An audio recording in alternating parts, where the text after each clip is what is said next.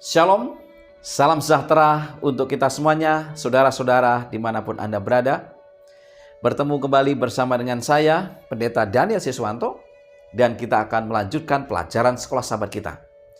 Saudara, kita telah tiba di pelajaran yang ke-6 di triwulan yang kedua di tahun 2023 dengan satu judul, Saat Penghakimannya. Namun sebelum kita mempelajari lebih lanjut, mari kita tunduk kepala dan berdoa. Bapa di surga, Allah yang maha baik, bila mana kami akan mempelajari firman Tuhan melalui pelajaran sekolah sahabat, urapi kami dengan kuasa Roh Kudus-Mu. Biarlah Roh Tuhan yang akan memberikan hikmat bagi kami untuk mengerti, memahami akan firman ini. Terima kasih ya Tuhan, dalam nama Yesus kami berdoa. Amin. Saat penghakimannya, ayat inti terdapat di dalam Roma 13 ayat 11 dan 12. Hal ini harus kamu lakukan karena kamu mengetahui keadaan waktu sekarang, yaitu bahwa saatnya telah tiba bagi kamu untuk bangun dari tidur. Sebab sekarang keselamatan sudah lebih dekat bagi kita daripada waktu kita menjadi percaya. Hari sudah jauh malam, telah hampir siang. Sebab itu, marilah kita menanggalkan perbuatan-perbuatan kegelapan dan mengenakan perlengkapan senjata terang. Saudara, api penghakiman Allah membakar dirinya di Golgota dan semua yang ada di dalam Kristus aman selamanya di bawah sayapnya. Di kayu salib, Kristus dihakimi sebagai orang berdosa yang dihukum sehingga kita dapat dihakimi sebagai warga kerajaan surga yang benar.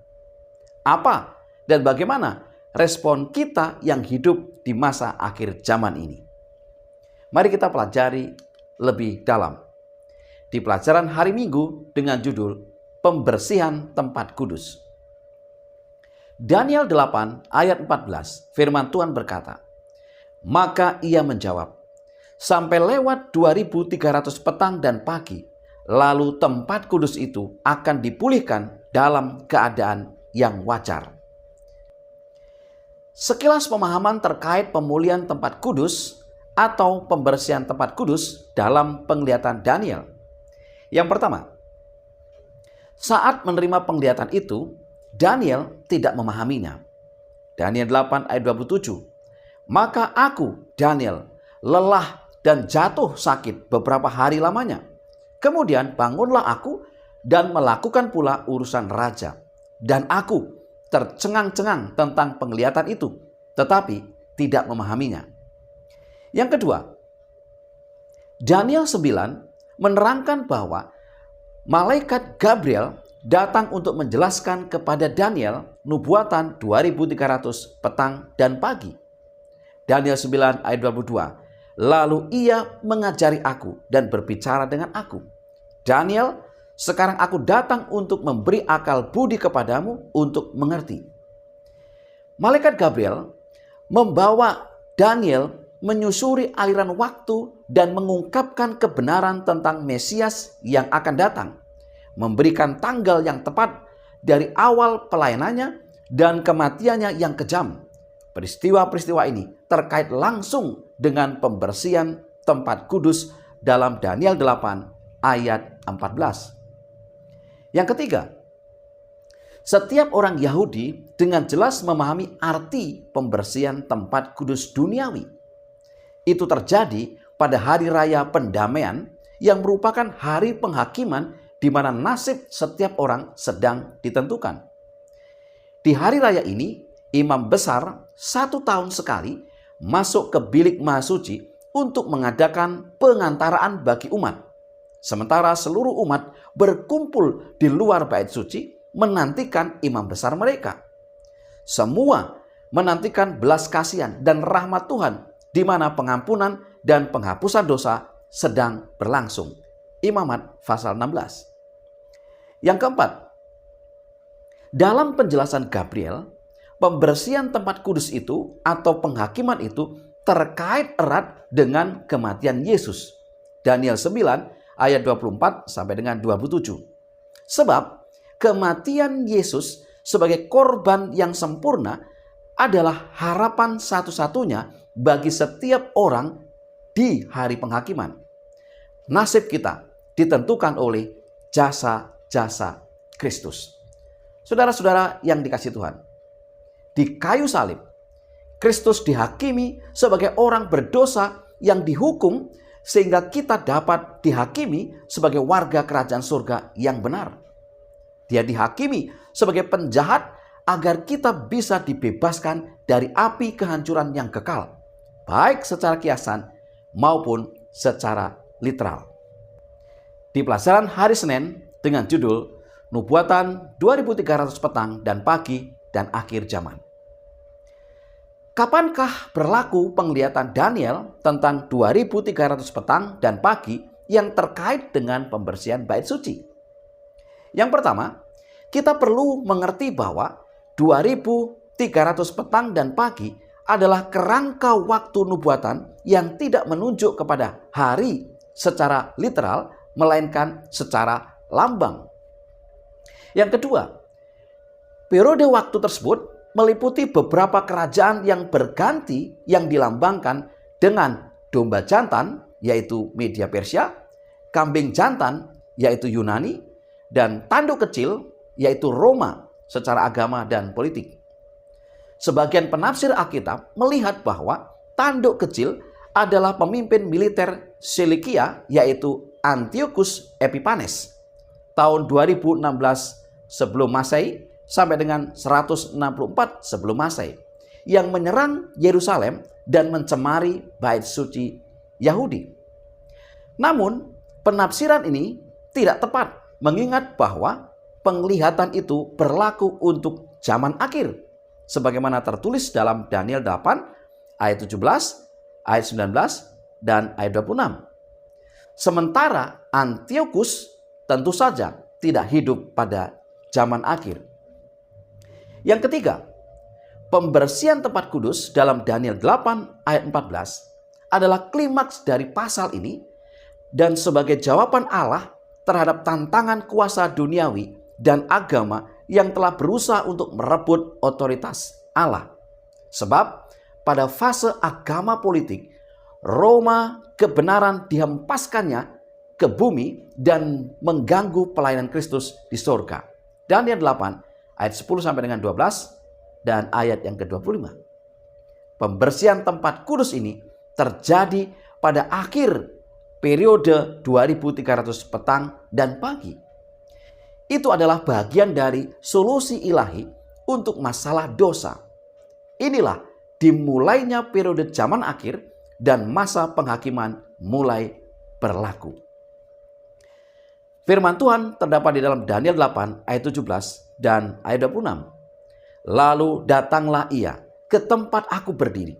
Dan ketika ia datang, terkejutlah aku dan jatuh tertelungkup. Lalu ia berkata kepadaku, pahamilah anak manusia bahwa penglihatan itu mengenai akhir masa. Adapun penglihatan tentang petang dan pagi itu, apa yang dikatakan tentang itu adalah benar. Tetapi engkau sembunyikanlah penglihatan itu, sebab hal itu mengenai masa depan yang masih jauh. Di pelajaran hari Selasa dengan judul Petunjuk Malaikat kepada Daniel. Daniel 9 ayat 23. Firman Tuhan berkata, ketika engkau mulai menyampaikan permohonan, keluarlah suatu firman, maka aku datang untuk memberitahukannya kepadamu, sebab engkau sangat dikasihi. Jadi, camkanlah firman itu dan perhatikanlah penglihatan itu.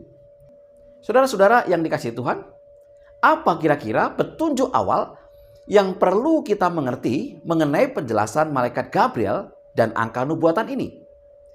Yang pertama, karena tidak ada penglihatan yang dicatat dalam Daniel 9, malaikat Gabriel pasti berbicara tentang bagian dari penglihatan dalam Daniel 8 yang Nabi tidak pahami, yaitu penglihatan tentang 2300 petang dan pagi, yaitu Daniel 8 ayat 27.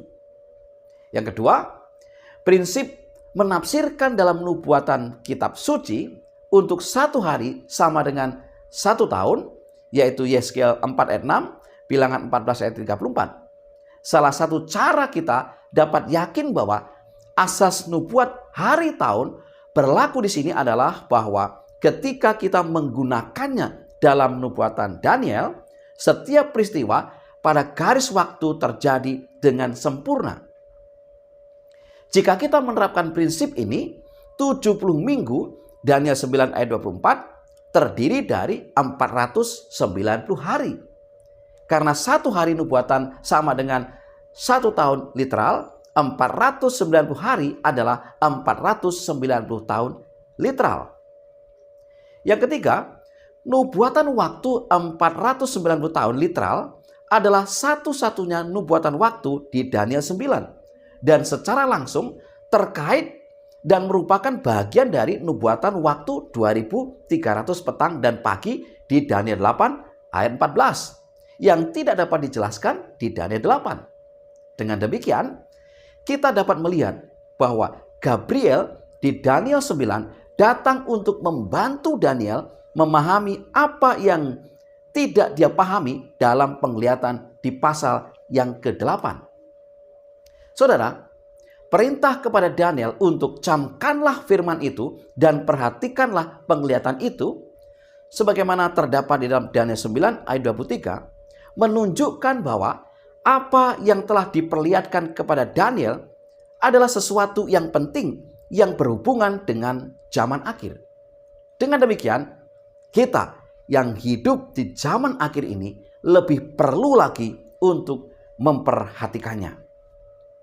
Di pelajaran hari Rabu dengan judul Mesias disingkirkan. Daniel 9 ayat 26. Sesudah ke-62 kali 7 masa itu akan disingkirkan seorang yang telah diurapi, padahal tidak ada salahnya apa-apa. Saudara, beberapa kronologis dan makna penjelasan nubuat dari awal perhitungan waktu 2300 tahun sampai disingkirkannya Mesias, Daniel 9 ayat 24 sampai dengan 27 adalah sebagai berikut. Yang pertama, dari beberapa dekret yang dikeluarkan oleh penguasa Persia mengenai Yerusalem, Esra 7 mencatat bahwa dekret yang disahkan pada tahun 457 sebelum Masehi adalah satu-satunya dekret yang mengizinkan orang Yahudi tidak hanya untuk kembali ke tanah air mereka, tetapi juga untuk memantapkan diri mereka sebagai komunitas religius. Yang kedua, dari sejak dikeluarkannya dekret oleh Raja Artasasta tahun 457 sebelum Masehi sampai kedatangan Mesias yang meliputi 7 minggu atau 49 tahun untuk pemulihan kota Yerusalem, kemudian 62 minggu setelah itu yaitu 430 tahun yang menunjuk kepada tampilnya Mesias yang diurapi. Lalu garis waktu sejarah menunjukkan tahun 27 Masehi di mana Yesus dibaptis atau diurapi di Sungai Yordan, ramalan Alkitab dengan tepat digenapi. Yang berikutnya, sesudah 62 minggu yang telah diurapi itu, yaitu Mesias akan disingkirkan, dalam tanda petik disalibkan. Padahal tidak ada salahnya apa-apa, sesuai dengan Daniel 9 ayat 26. Ungkapan padahal tidak ada salahnya apa-apa menunjukkan bahwa kematian Kristus di salib Golgota adalah untuk kita, bukan untuk dirinya. Itu sebabnya Paulus menulis, akan tetapi Allah menunjukkan kasih-Nya kepada kita oleh karena Kristus telah mati untuk kita ketika kita masih berdosa. Roma 5 ayat yang ke-8.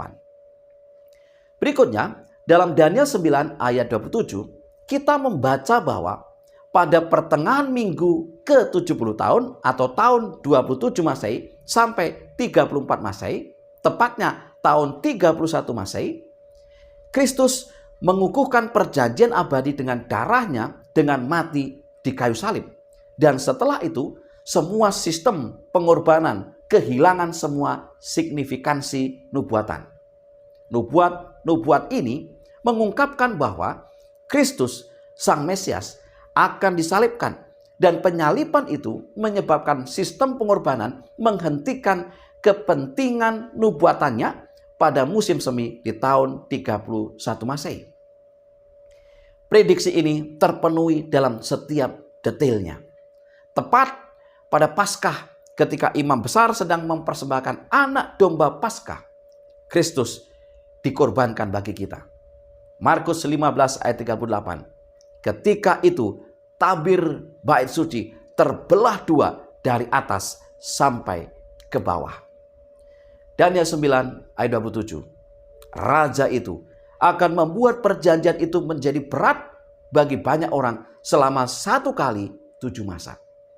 Pada pertengahan 7 masa itu, ia akan menghentikan korban sembelihan dan korban santapan. Dan di atas sayap kekejian akan datang yang membinasakan, sampai pemusnahan yang telah ditetapkan menimpa yang membinasakan itu. Saudara-saudara yang dikasihi Tuhan, satu pelajaran yang sangat indah. Di pelajaran hari Kamis dengan judul Tahun 1844. Nubuatan 2300 tahun dibagi dalam 2 bagian besar, yaitu 490 tahun dan 1810 tahun. 490 tahun itu berlangsung dari tahun 457 sebelum Masehi sampai tahun 34 Masehi. 490 tahun ini telah ditetapkan khusus untuk bangsa Yahudi kuno dan kedatangan Mesias. Daniel 9 ayat 24 sampai dengan 26. 1810 tahun itu berlangsung dari tahun 34 Masehi sampai 1844 Masehi. Ini berkaitan dengan umat Allah, baik orang Yahudi maupun orang bukan Yahudi. Kalau saudara perhatikan tabel garis nubuatan ini, maka inilah rencana yang telah dibukakan melalui penglihatan Daniel, di mana dekret telah dikeluarkan pada tahun 457 dan semuanya digenapi secara detail hingga akhir dari 2300 tahun, yaitu di tahun 1844. Saudara-saudara yang dikasihi Tuhan, sejak tahun 1844, yaitu berakhirnya nubuatan 2300 tahun, kita memasuki periode pembersihan atau pemulihan tempat kudus, yaitu penghakiman Allah. Sejak saat itu, Allah membuat panggilan terakhirnya kepada seluruh umat manusia dalam Wahyu 14 ayat 6 sampai dengan 7 untuk membalas kasihnya, menerima kasih karunia-Nya, dan menjalani kehidupan yang saleh dan patuh. Pertanyaannya adalah, dari apakah tempat kudus perlu dibersihkan? Imamat 16 ayat 16. Dengan demikian, ia mengadakan pendamaian bagi tempat kudus itu karena segala kenajisan orang Israel dan karena segala pelanggaran mereka, apapun juga dosa mereka. Demikianlah harus diperbuatnya dengan kemah pertemuan yang tetap diam di antara mereka di tengah-tengah segala kenajisan mereka. Ini terjadi pada hari raya pendamaian. Berikutnya, demikianlah dosa-dosa kita yang menodai tempat kudus Allah yang digambarkan melalui pemercikan darah hewan di dalam bait suci perlu dibersihkan. Inilah catatan dosa kita. Di masa penghakiman, membersihkan catatan dosa adalah peristiwa yang sangat penting dan menentukan. Hanya dengan jasa-jasa Yesuslah kita dapat melalui penghakiman itu. Pertanyaannya adalah, apa yang harus dilakukan oleh umat Allah di hari penghakiman itu? Yang pertama, Imamat 23 ayat 27 sampai dengan 29. Akan tetapi pada tanggal 10 bulan yang ke-7 itu ada hari pendamaian. Kamu harus mengadakan pertemuan kudus dan harus merendahkan diri dengan berpuasa dan mempersembahkan korban api-apian kepada Tuhan. Pada hari itu janganlah kamu melakukan sesuatu pekerjaan.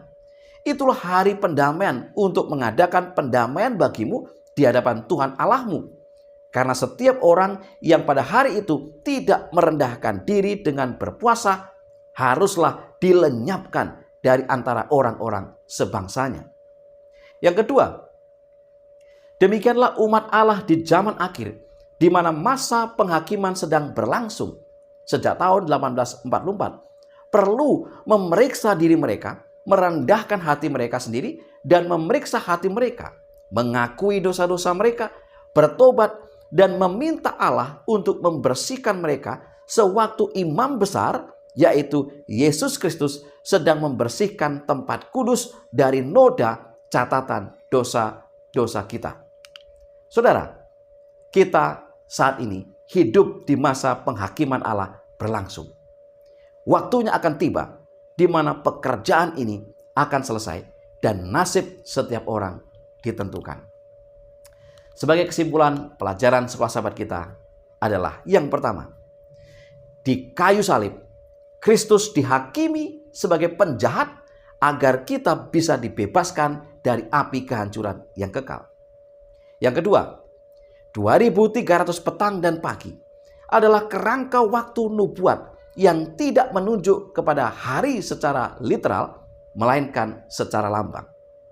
Yang ketiga, saatnya sekarang kita harus lebih memperhatikan segala sesuatu yang berhubungan dengan zaman akhir. Yang keempat, kematian Kristus di salib Golgota adalah untuk kita, bukan untuk dirinya sendiri. Dan yang kelima, umat Allah di zaman akhir ini, di mana masa penghakiman sedang berlangsung, perlu memeriksa diri, merendahkan hati, memeriksa hati untuk mengakui dosa-dosa dan bertobat dengan sungguh-sungguh. Saudara-saudara yang dikasihi Tuhan, inilah pelajaran sekolah sahabat yang bisa saya sampaikan. Semoga menjadi berkat bagi kita. Mari kita tunduk kepala dan berdoa. Bapa di surga, Allah yang Maha Baik, biarlah melalui kuasa Roh Kudus Tuhan yang akan memampukan kami untuk mengerti, memahami akan firman ini. Sekali lagi, berikanlah hikmat-Mu menjadi bagian kami. Kami dikuatkan, diteguhkan dari setiap pekabaran firman untuk kami saat ini. Berkatilah kami sepanjang hari Sabat ini. Terima kasih ya Tuhan. Dalam nama Yesus kami berdoa. Amin. Saudara-saudara yang dikasihi Tuhan, selamat belajar, selamat Sabat, dan Tuhan memberkati kita.